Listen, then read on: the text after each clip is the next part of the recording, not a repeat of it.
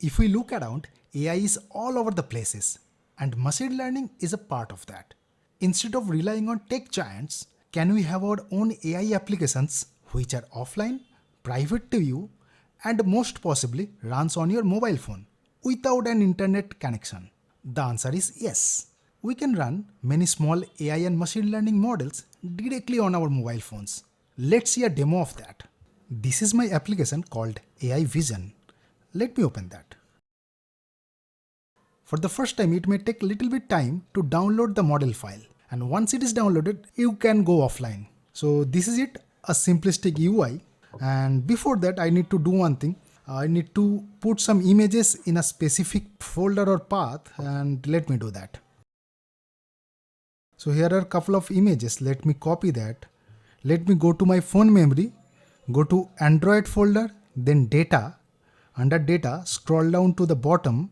My app is in.daslearning.ai vision, and let me go inside that, and you'll see this files folder is there. Go into files. You'll basically see three directories. One is for your model file. You see this is .onx. We'll talk about that. It has been downloaded from the internet. Here is the output. We have not generated anything, and let me put the images in the images folder. Let me paste it. Images are pasted, and that is good. Let me go to my app now.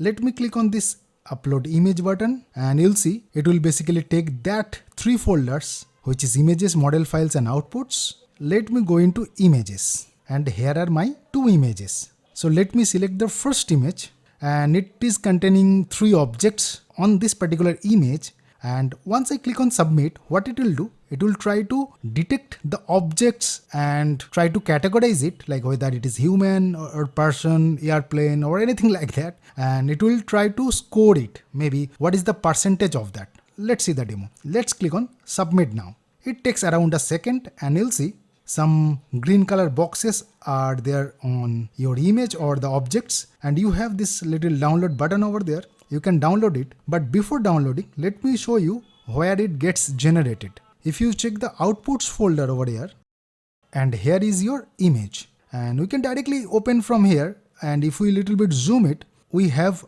a horse on our image, and the percentage is 92%, 0.92, it's basically the score, and if you make it percent, it will be 92%, and there is a person in the image that is 93%, which is also correct, and it has detected the dog as sheep, which is almost similar because it's not front facing, it's the back side. The score is 72%. It's not too much sure about that. So I think which is good because our app is only around 60 MB and the model is 30 MB. So using this small model, we are running a machine learning, which is image detection. And let me do one thing. Let me download it. Once I click on this download button at the bottom, you'll see it will basically open up your phone memory. We can download it in the downloads folder or in the pictures folder. So let's do it in the downloads, and let's click on this tick mark. And if I go to my downloads folder, it's here. And that is basically it. And this app is cross-platform. That means I can install the APK on Android. We can also publish it for Linux, for Windows, for anything. And let's just understand what are the technologies I've used behind it. And this is my GitHub repository where I published this application completely open source. You can check this out and you'll see the releases is there. If you click on the releases, as of now, I've released only the APK, which is for Android. But later onwards, I'll also provide the exe or the Linux executables. But by saying that, what is the main machine learning or the AI model which we are using? And before that, let's talk about the platform. We are using ONNX Runtime. I have basically faced a huge challenge to build it for Android because I'm using the Kiwi architecture, and let's go to Kiwi. And if we go to Kiwi and Python for Android, this is the packaging method which basically takes your Python code and makes an APK out of it. Even Python for Android did not have a recipe or the build mechanism for ONNX Runtime. I have spent a lot of days just to build this, and I've given my recipe to them, and here it is. I have finally built the ONNX Runtime.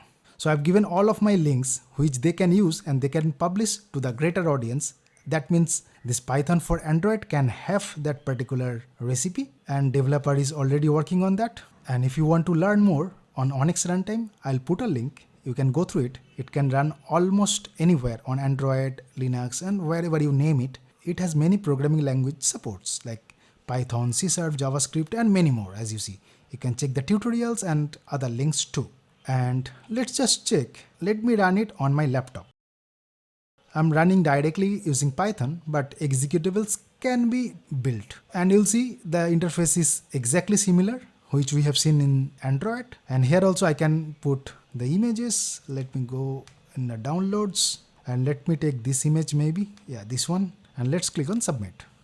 And this is generated. I can also click this small download button, download in the desktop. And here you go. It has been downloaded. Let's go to desktop, and here is our image. It has detected a horse of 97%, then bird 91%, and a cow, which is not bad using this small model. This is just the initial stage of my application. Later onwards, we can do many things using ONNX Runtime. By saying that, let's wrap up today's video, and later we'll see if we can add many more features or we can build something else using ONNX Runtime. Till then, stay tuned. Thanks for watching this video.